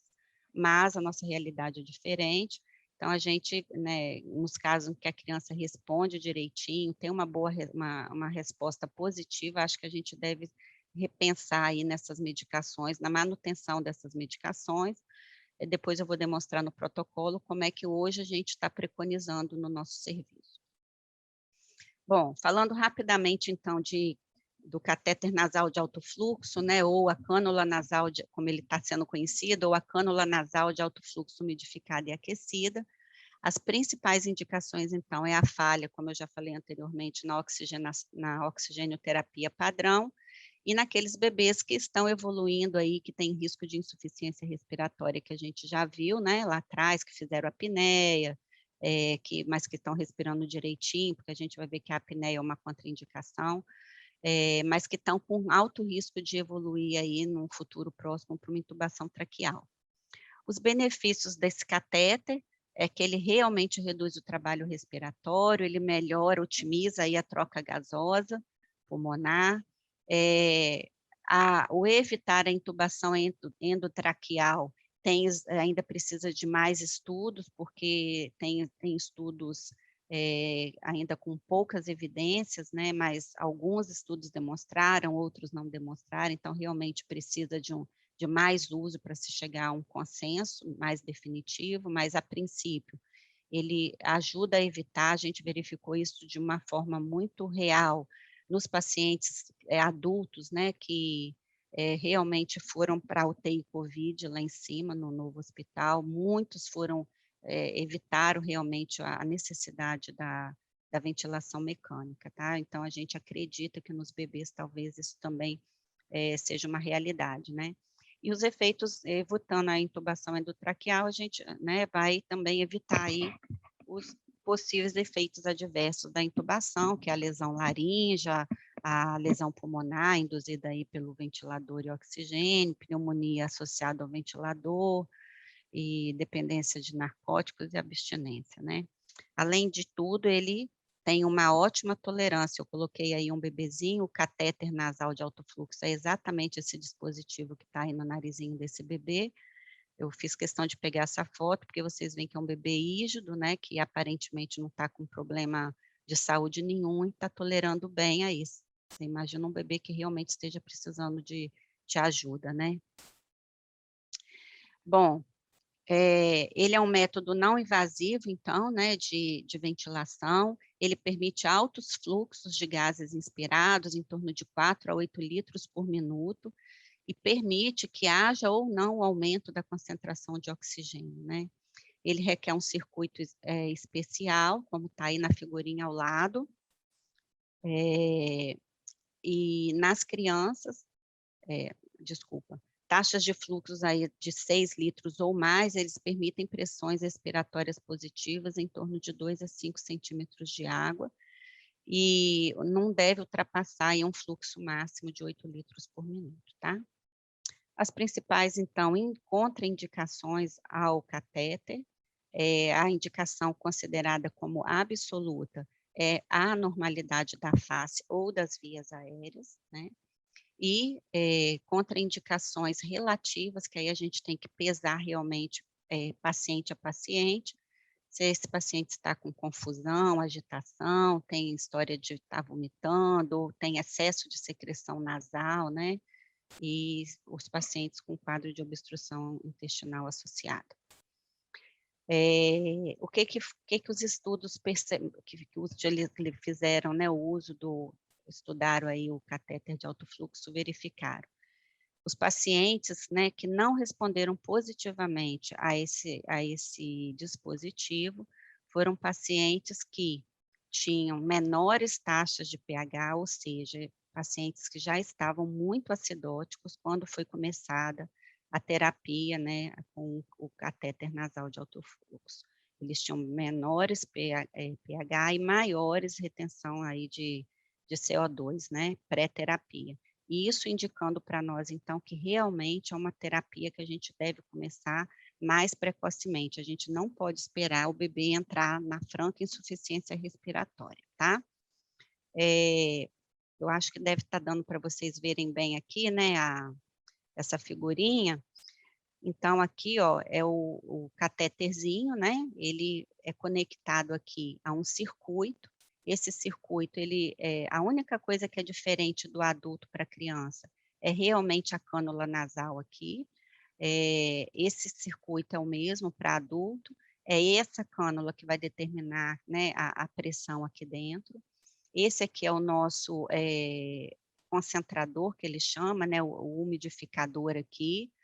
E aqui é o concentrador também, é o misturador, né, aqui é a água destilada, né, onde fica a água, e aqui é o oxigênio. Eles se misturam aqui, se umidificam, vem então aquecido e umidificado, o bebezinho aqui suportando, por estar aquecido, maiores volumes aí de fluxo. Bom, quando então o catéter nasal de alto fluxo não fizer, o bebê não responder bem, antes ainda da gente tentar entubar esses bebês, a gente pode tentar aí o CPAP, né, nasal, tá aí um CPAPzinho demonstrado, porque ele também reduz o trabalho respiratório, também tem estudos demonstrando que reduz aí a intubação, necessidade de intubação orotraqueal e realmente ventilação mecânica, né? Ajuda, né, na hipoxemia e na hipercapnia, ajuda a melhorar a ventilação e a oxigenação, e ele está associado a um menor tempo de permanência na UTI. Então, né, são as vantagens do CPAP nasal. E, por fim, a intubação traqueal, quando o bebê realmente não responder a nenhuma das medidas anteriores, né, aí é realmente um estado muito grave, sofrimento severo aí de respiratório, com uma hipoxemia importante, mesmo aí na presença de todas as tentativas de oxigenoterapia. Lógico que essa sequência ela não é obrigatória, se a gente já vê desde o início um bebê com uma franca insuficiência respiratória, né, já chega um bebê extremamente cansadinho, gaspeando, nós não vamos tentar tudo antes para depois entubar, né? Aí a gente vai direto, aí parte para o bom senso do nosso manejo clínico, tá certo? Então, quais são os principais sinais de insuficiência respiratória iminente, né? As tiragens acentuadas, sons respiratórios diminuídos ou ausentes, a fadiga e fraca responsividade à estimulação, um choro fraco, ou então nem um choro, e aí já na alteração, né, de retenção de CO2, na gasometria, tá certo? Bom, quais são, então, depois que o bebê tem a melhora clínica, né, os principais fatores de risco que nós temos que ter em mente, porque esse bebê pode voltar a piorar. Então, são aqueles bebês menores de 2 meses, aqueles bebês que nasceram com menos de 37 semanas de idade gestacional, aqueles bebês, né, que tinham a admissão ou a internação, retrações graves ou apneia, e aqueles bebês que estavam desidratados no momento da internação também. Esses bebês, depois que já tiveram a melhora, a gente pode ter uma recaída nesses bebês e a gente precisa estar um pouquinho mais atento a eles. Critérios de alta pulmonar, e aí o nosso bebê então saindo vencedor, né? Depois de uma estadia e uma doença um tanto quanto sofrida. Se o bebê tem aí essas frequências respiratórias mínimas de acordo com a sua faixa etária, se ele está estável em ar ambiente há mais de 12 horas, se ele mantém uma saturação, né, contínua de oxigênio em ar ambiente acima de 90%, e isso é um preditivo forte de melhora contínua, né? Se a ingesta oral dele está adequada, está mantendo a hidratação, né, adequadamente, está conseguindo se alimentar, sugar seio materno ou a mamadeira, se a família possui recursos pessoais e materiais para continuarem, né, um tratamento adequado em domicílio, se a gente percebe que essa família está consciente mesmo da gravidade, dos sinais de piora, dos cuidados de aspiração nasal, né, ou seja, se essa família está realmente orientada quanto ao manejo dessa criança e dos seus sinais de piora, a gente vai dar alta para esse bebê. Bom, a princípio, então, a revisão da literatura é essa, desculpa se eu me estendi um pouquinho aí, eu tentei pegar os pontos principais, e agora, Bruno, eu passo a palavra para você, se você puder mostrar para nós os raios-x, né, e depois a gente só dá uma compartilhada rápida no nosso protocolo, porque não tem nada diferente do que estava nos slides, tá bom? Fabiana, parabéns, obrigado, excelente aula, excelente apresentação. Eu vou compartilhar a minha tela aqui de forma rápida, para a gente ver uns pequenos casinhos aqui, tá? Espera aí. Parei. Beleza. Share. Pessoal, todo mundo vendo minha tela aí? Estou vendo, Bruno. Tá, então tá, só um Só falta segundinho. maximizar agora. Né? Deu certo aí? Deu. Então tá bom. Olha só, gente, eu vou mostrar bem rapidamente, só um segundinho aqui, bem rapidamente, alguns casinhos aqui, só dos achados principais, né? O achado principal de um estudo radiográfico de tórax num paciente com bronquiolite é um raio-x como esse, um raio-x normal, Na grande maioria das vezes, o que nós vamos encontrar é um raio-x normal. Veja que os pulmões são relativamente simétricos, a transparência pulmonar ela é mantida, ela é simétrica quando comparado um lado com o outro, né? Não há áreas de aumento de transparência, nem áreas de redução de transparência, não há borramento do contorno da sombra cardíaca, né? Reparem que as porções posteriores dos arcos costais, elas tendem a ter um curso mais oblíquo, né? E isso é importante, porque depois nós vamos ver que isso é um achado de que um dos próximos achados que nós vamos ver é a retificação desses arcos costais, né? Então, esse é um raio-x normal, é o raio-x mais prevalente no paciente com bronquiolite. Os achados eles vão se dar de acordo com a evolução fisiopatológica da doença. Inicialmente, nós temos um processo inflamatório peribrônquico, né? Isso gera um processo inflamatório no interstício peribroncovascular, e o que a gente começa a ver é um aumento do calibre dos vasos, inicialmente, e depois uma perda dos contornos vasculares, que é o que a gente vê nos raios-x de tórax relatados como infiltrado peribrônquico. Esse infiltrado, inicialmente, ele se dá de forma perilar ou para os lobos superiores, né? Com a evolução da doença, a gente começa a ter aprisionamento aéreo através de um efeito de válvula, né? O ar entra no pulmão e, através de um efeito de válvula, sai em menor quantidade. Com isso, nós temos uma retenção aérea pulmonar, o pulmão fica hiperinsuflado. Toda vez que eu tenho um pulmão hiperinsuflado, eu tenho alguns achados que eu vou descrever nesse raio-x de tórax. A transparência pulmonar ela fica aumentada, ou seja, o pulmão fica mais pretinho do que o que a gente costuma ver. Veja, esse é um pulmãozinho normal, reparem a corzinha dele aqui, veja que a gente consegue observar a trama vascular dele, e esse é um pulmão hiperinsuflado, a gente vê menos vasculatura. Um outro achado importante é que, como eu havia comentado, o desenho da porção posterior do arco costal tende a ter aquele desenho mais oblíquo. Repare que, nesse caso, não, o arco costal está horizontalizado. Toda vez que eu tenho um arco costal horizontalizado, eu infiro que existe uma hiperinsuflação pulmonar.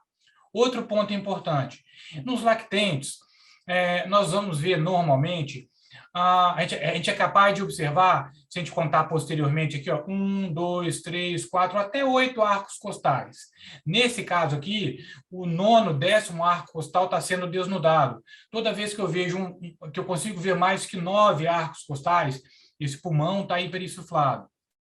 Outro ponto importante, a cúpula frênica, ela tem, como o nome já diz, esse aspecto de cunha, uma forma de cúpula mesmo, né? Ele é abaulada. Toda vez que eu também tenho uma hiperinsuflação pulmonar, o pulmão está grande, essa cúpula ela se mostra ou bocelada, que é o caso daqui, ou retificada, né? E, por fim, se vocês observarem, um pulmão dessa criança, ele está muito hiperinsuflado. Note que o contorno dele tende a abaular o espaço intercostal. Ele está querendo sair, é como se fosse um gomo de mexerica, está querendo sair por fora do arco costal aqui. Isso também é um grau de hiperinsuflação grande. No perfil, eu não tenho a imagem aqui, mas no perfil, de um modo geral, a gente não vê aquele espaço, o ar, atrás do externo, que é o chamado de espaço claro retroexternal. A evidência de um espaço claro retroexternal em um lactente também é um dos indicativos de que existe hiperinsuflação pulmonar. Com a evolução da doença, a gente começa a ter colapsos lineares, depois subsegmentares, que são as atelectasias em faixa, né? Como o ar ele não sai, ele não é expirado, algumas áreas começam a se atelectasiar. Vejam que a gente tem uma atelectasia subsegmentar da porção inferior do lobo superior direito. A fissura média, a fissura horizontal, que era para ter esse curso, está desviada cranialmente. Com a evolução do quadro, se o quadro não melhora, nós vamos chegar a ter isso aqui, ó, um colapso total do lobo superior. Veja que a fissura está deslocada superiormente, ela tinha que ter essa posição, né? Esse menino já está entubado. e todo o lobo superior direito está colapsado. É basicamente isso, os achados. Obviamente que se a doença for... e outra coisa, aqui nós temos colapso desse lobo superior esquerdo, toda a área aqui é velada, veja que a gente não tem o contorno da área cardíaca. Eu só quis exemplificar aqui que fica fácil de entender esse lobo superior deslocado, mas você tem colapso de vários lobos pulmonares aqui. À medida que a doença evolui, a gravidade dos achados vai sendo aumentada. Mas eu acho que o mais importante está nesse slide aqui. Porque, na maioria das vezes, nós vamos ter um achado normal ou um achado de infiltrado peribroncovascular. Entenda, o achado de peribroncovascular, ele é muito subjetivo. Quando ele não está muito evidente, ele é muito subjetivo. Se você botar na clínica, uma clínica de bronquiolite, eu acabo acreditando naquilo ali, vou dar um infiltrado de peribroncovascular. Os achados que eu acredito serem mais importantes e que são mais facilmente reconhecíveis e reprodutíveis entre entre observadores diferentes são esses que eu falei, que são os achados de hiperinsuflação pulmonar. Recordando, a gente consegue contar maior número de arcos costais posteriores, os arcos posteriores estão horizontalizados, os pulmões estão radiotransparentes, as cúpulas estão retificadas e eles tendem a querer abaular, a fugir, entre aspas, pelos espaços intercostais. Basicamente isso, Fabiana. Obrigado. Maravilhoso, Bruno. Muito obrigado. Obrigado. Ficou ótimo. E aquele raio-x normal é só para a gente ver como é um raio-x normal. A gente não quer que nenhuma criança seja feito um raio-x desse, né, Bruno? De preferência. Eu só coloquei esse raio-x que era para a gente ter um padrão de comparação com os outros. Sim, claro, é isso mesmo. A gente não vai ter isso, né? É verdade. Eu vou, então, agora compartilhar rapidamente aqui o nosso protocolo. Compartilhar. Apareceu aí? Apareceu. Ótimo. Então, basicamente, né, o que está destacado em amarelo foram as modificações que eu fui colocando para a gente, aí agora é importante a participação dos colegas, porque assim, né, um protocolo, para ele valer numa instituição, ele precisa ser validado, ser aceito pelos colegas que vão trabalhar com esse protocolo, né? Lógico que ele tem que estar com um embasamento científico, mas a equipe toda de especialistas que vai trabalhar com aquele protocolo tem que estar concordante com ele, né? Então, no nosso protocolo anterior, critérios de inclusão eram primeiro episódio de sibilância, idade menor de 2 anos, e tinha assim, sinais de infecção respiratória viral, febre baixa, coriza hialina, obstrução nasal e tosse 3 dias, e sem antecedentes de atopia ou doença pulmonar crônica. Então, revisando a literatura, a gente concluiu, né, que crianças com atopia e doença pulmonar crônica, na verdade, são crianças de risco para desenvolverem maior gravidade de doença, não que são critérios de inclusão para diagnóstico, na verdade, que não ter isso é critério de inclusão, né? As crianças que têm isso podem sim ter bronquiolite também. E a partir da revisão bibliográfica, então, o que a gente acrescentou foi isso, né? Só mudei a forma de descrever, nos primeiros 1 a 3 dias, sintomas de infecção de vias aéreas superiores, e do 3º ao 5º dia, surgimento de tosse, chiado e cansaço, desde muito leve até grave, certo? Se por acaso algum colega não concordar comigo, eu gostaria que fosse se manifestando, e aí a gente abre a discussão. Eu vou entender, né, vamos combinar aqui, que se todos ficarem, ninguém se manifestar, é porque todos estão concordando, tá certo? Pode ser assim, né? Quais são, então, os critérios de exclusão do protocolo? Crianças maiores de 2 anos, crianças que têm já antecedentes de sibilância ou história de asma, crianças que têm doença cardiopulmonar grave, porque elas podem também, por congestão pulmonar, apresentar sibilância, e crianças com comorbidades severas, onde a gente vai ser difícil realmente, né, esses 2 critérios, estava no protocolo, não estava no nosso protocolo anterior, estava no protocolo da Sociedade Canadense de Pediatria. Eu, particularmente, fico um pouco em dúvida com esses 2 critérios, não sei o que vocês acham, se a gente deve colocar ou não, eu coloquei aqui para a gente justamente discutir isso. Antes, o que a gente tinha como critério de exclusão eram crianças maiores de 2 anos, antecedência de sibilância ou asma, e doença pulmonar crônica, prematuro, que ficou em ventilação mecânica. O que vocês acham? A gente mantém assim ou mantém como estava? Como que a gente pode... Alguém quer se manifestar, por favor? É só abrir o microfone e falar.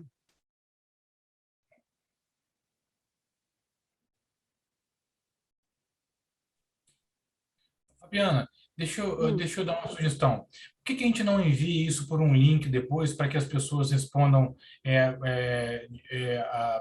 por e-mail ou através de algum link? Podemos também, né? Dá tempo do indivíduo olhar com mais, do cooperado olhar com mais tranquilidade, ver o que ele acha. O que você acha? Pode ser, podemos fazer, né? Também. Bom, aqui aquela tabelinha, então, que eu apresentei, tá vendo, do critério de gravidade, quando a gente vai marcando aqui nas caixinhas de acordo com o exame físico na admissão, automaticamente o sistema já dá para a gente aqui qual é o score de gravidade do paciente, né? Os critérios para evolução desfavoráveis estão todos aqui descritos, e o critério de indicação de internação também estão aqui, não houve, eu só acrescentei, só mudei a forma de ser descrita aqui, tá? Indicação de internação na UTI, também só mudei a forma como estava descrita, casos graves com necessidade de assistência ventilatória, falha na oxigenoterapia padrão, né, de acordo com a literatura, e o restante tudo já estava, foi mais só reedição mesmo, tá? O tratamento, basicamente aquilo que a gente falou, a monitorização antes estava como contínua para os casos leves, né, que não está indicado pela literatura, então aqui não recomendado manter a oximetria contínua, a desobstrução de vias nasais, que antes a gente não constava também, a gente colocou, né, frisando aqui que deve ser suave. A questão da solução salina hipertônica no nosso protocolo, ela entra como um teste, né, para a gente podendo fazer 1 a 3 vezes, para poder fazer o teste, ver se a criança melhora ou não, mesmo nos casos leves. E acrescentei também aqui agora a solicitação do COVID, né, que a gente não tinha antes, a orientação do isolamento social, por causa dessa nova realidade nossa também, e a questão da revisão aí, da orientação da revisão, né, em 24, 48 até 72 horas. Bom, ela nos permite gerar uma prescrição, que vai ter hidratação, pedido do exame e as coisas, se for necessário. Nos casos moderados, basicamente as mesmas mudanças que a gente colocou aqui, que não tinha embaixo, a gente colocou, que é a desobstrução das vias aéreas, né? Mas oxigênio-terapia, soro fisiológico se tiver desidratado, a nebulização com soro hipertônico que a gente tinha, e aí a mudança seria no sentido de avaliar a manutenção de acordo com a resposta ao tratamento inicial, né? A gente não insistir se não houver uma resposta boa. A nossa manutenção está aqui descrita, como a gente já estava descrito no protocolo.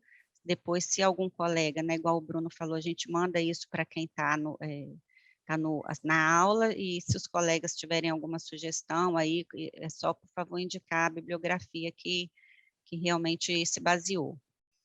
O salbutamol spray, que é o broncodilatador, então a gente faz a cada 20 minutos, podendo fazer até 3 vezes, aí como teste terapêutico, a dose aí, se melhorar, a gente mantém, se não houver melhora, a gente suspende.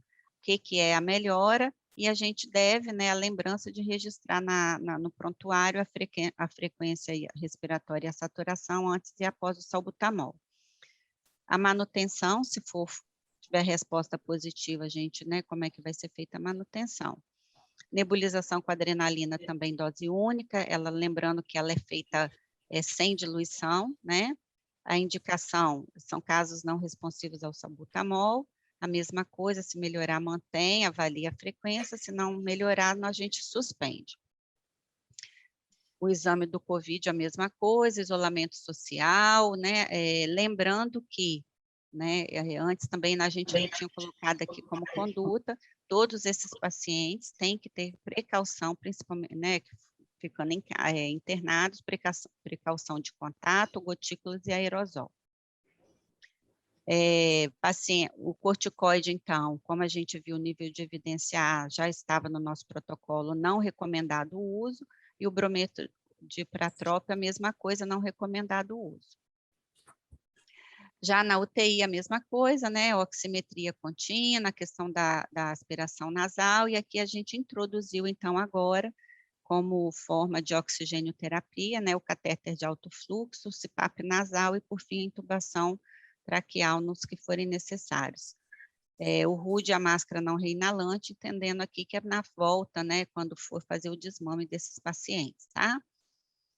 Destacando o cuidado para não hiperidratar esses bebês, a hidratação venosa com 60%, a solução, né, com soro hipertônico, também, aqui é a forma que a gente faz lá no PS, lá na UTIM já seria mais a questão da manutenção para aqueles pacientes que responderam positivamente. O salbutamol, a mesma coisa, né? O ataque seria lá no PS, acredito que não vai chegar, se for feito, não vai ser feito o teste terapêutico na UTIM, provavelmente já vai ter sido feito no PS ou na enfermaria, e a manutenção depois, a adrenalina, a mesma coisa. A conduta, na verdade, não muda muito, né? A gente vai só avaliar se vai ou não fazer, tá certo?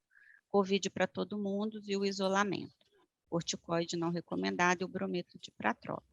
Bom, é isso. Ao final, a melhora, a avaliação aqui após a conduta inicial no PS, se ele teve a melhora do quadro clínico, se manteve o quadro clínico ou a piora do quadro clínico. A gente pode anotar alguma observação pertinente.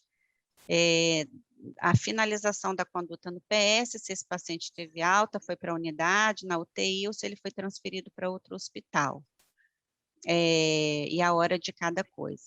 Se houver transferência, né, aí a gente pede o preenchimento, torna o preenchimento obrigatório para entender realmente, isso é mais uma questão administrativa da instituição, por que esse paciente teve alta, né? Se são pacientes que estão em carência de plano, se tem o plano FIT ambulatorial, ou se é um paciente particular que não teve condições de custear a sua internação, ou se por motivos de superlotação na nossa unidade hospitalar, tá certo? É só para depois a gente, né, isso serve até para decisão de aumento ou não de estrutura, certo? Futuramente, né, ao longo do passar do tempo.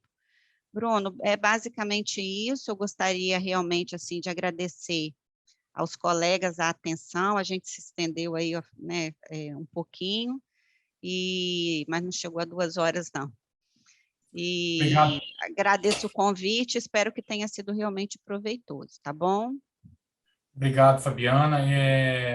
Eu vou só passar aquelas perguntinhas de novo, para a gente poder marcar, e depois a gente encerra devido ao adiantado da hora, tudo bem? Gente, aí só para a primeira questão 1 do pós-teste. São critérios de definição de bronquiolite aguda e de inclusão no protocolo assistencial, exceto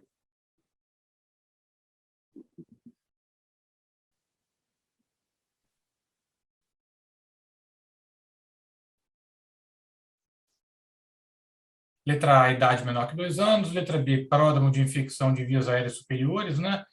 Febre, coriza, nasal e hialina nos primeiros 2 a 3 dias, primeiro episódio de sibilância e prematuros que receberam oxigenoterapia ao nascer.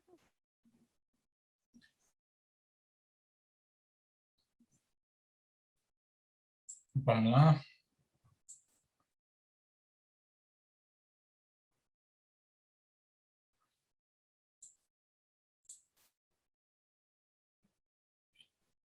Isso.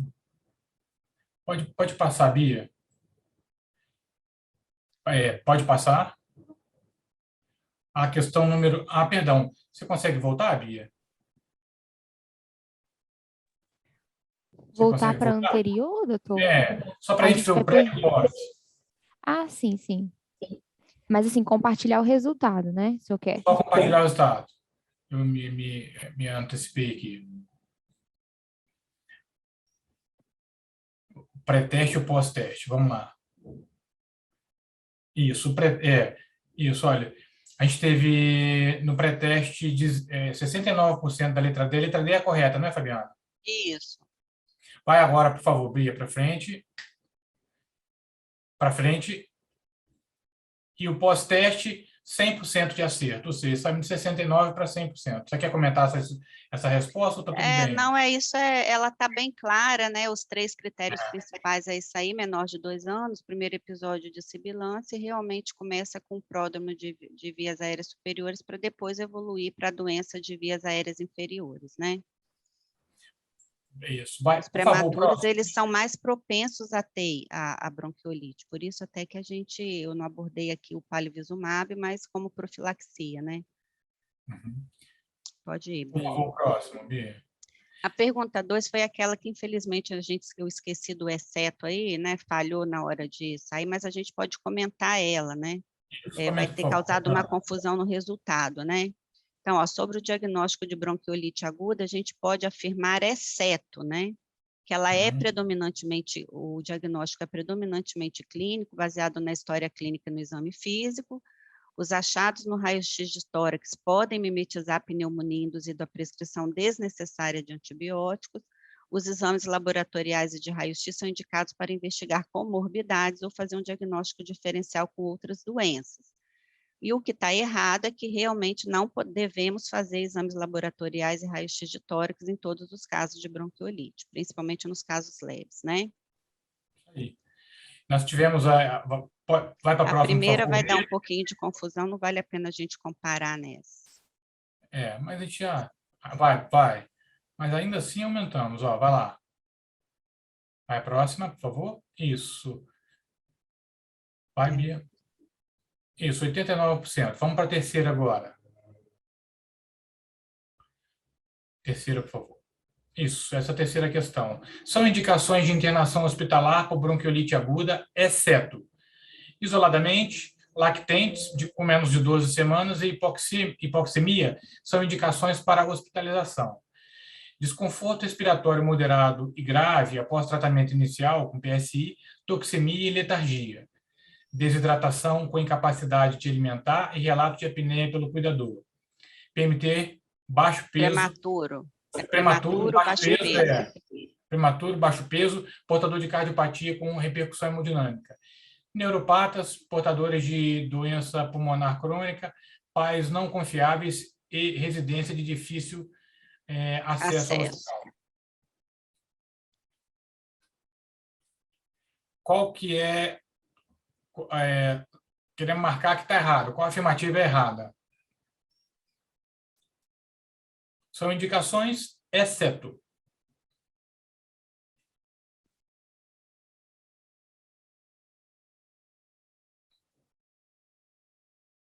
Pode comentar, Bruno? Já deu 1 minuto, né? Pode. Essa aí, gente, é o seguinte, isoladamente, né? A idade pura e simplesmente, e a hipoxemia pura e simplesmente, elas não são indicações isoladas para internação, é aquilo que eu comentei. Se a criança está com um quadro muito leve, sem desconforto respiratório, ou uma hipoxemia transitória, né, que não dura, não é contínua, isso não é indicação única, como critério único para internação. Todas as outras aí, embaixo estão certo, o desconforto moderado a grave, letargia, toxemia, desidratação, incapacidade de alimentação, o relato de apneia, prematuridade com baixo peso ao nascimento, né, e portadores de cardiopatia com repercussão hemodinâmica, são fatores de risco para uma evolução desfavorável, então a gente tem que realmente ponderar a internação nesses bebês, não como isoladamente também, né? Neuropatas, portadores de doença pulmonar crônica, pais não confiáveis e residência de difícil acesso. Isso são critérios que a gente tem que levar em consideração para indicar a internação, sim, tá? O primeiro é que está errado. Então, a primeira está errada. A gente teve, inicialmente, foram 3 acertos e nós passamos de 3 para... Volta para mim, quantos por cento foi no pré e no pós? Esse é o pré. Esse é o pré, que a gente teve 19%. E o pós? 63%. Beleza. Joia, melhorou bem, né? Todas têm melhorado. Vamos para a última agora, Bia.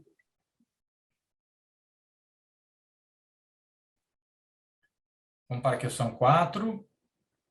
Isso. Quanto ao tratamento... Esse também é o que faltou o exceto, tá, Bruno? Você pode comentar de uma vez? Posso, então. Ó, quanto ao tratamento da bronquiolite aguda, podemos afirmar exceto, né?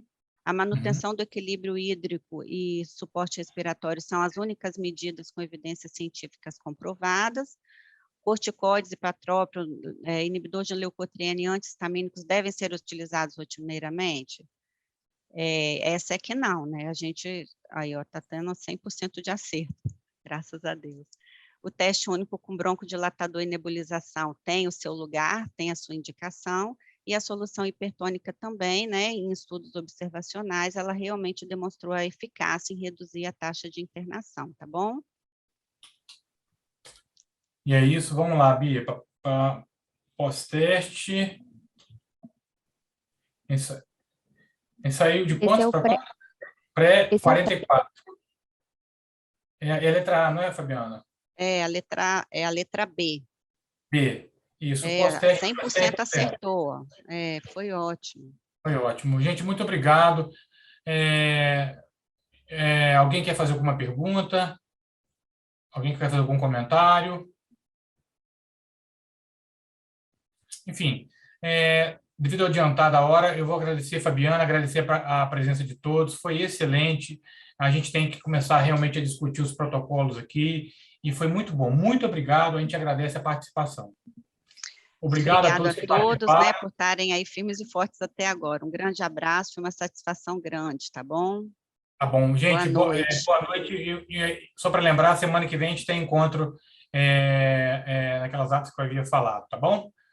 Segunda-feira e na quarta-feira. Um abraço, boa noite a todos. Fiquem com Deus. Boa noite, um abraço. Fiquem todos com Deus.